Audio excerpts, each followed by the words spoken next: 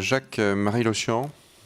Merci Monsieur le Président. Monsieur le Président, Monsieur Migaud, quand les experts parlent de déficit public, ils se réfèrent toujours à un chiffre de 3% par rapport au PIB. Moi, je n'ai jamais vu de PIB. Je ne sais pas ce que c'est, je n'en ai jamais croisé. Par contre, j'ai eu à faire des budgets avec des dépenses et des recettes. Et en 2017, le projet de loi de finances prévoyait 307 milliards de recettes et 382 milliards de dépenses. Par ailleurs, je me permets de rappeler à certains de nos collègues qui nous donnent des leçons qu'en 2006-2007, les mêmes dépenses étaient proches de 300 milliards. D'accord ? Et elles ont atteint 383 milliards, c'est-à-dire plus qu'aujourd'hui, dès 2010.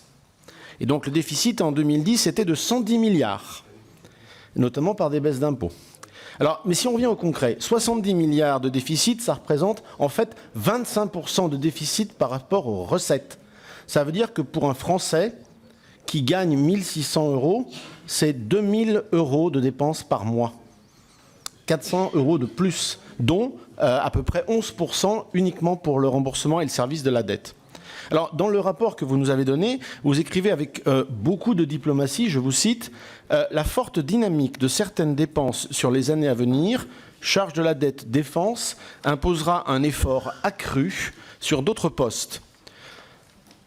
Effort accru sur d'autres postes. En 2017, les 5 postes les plus importants qui sont défense, enseignement, recherche, charge de la dette et transfert aux collectivités représentent à eux seuls 200 milliards d'euros, 52% des dépenses.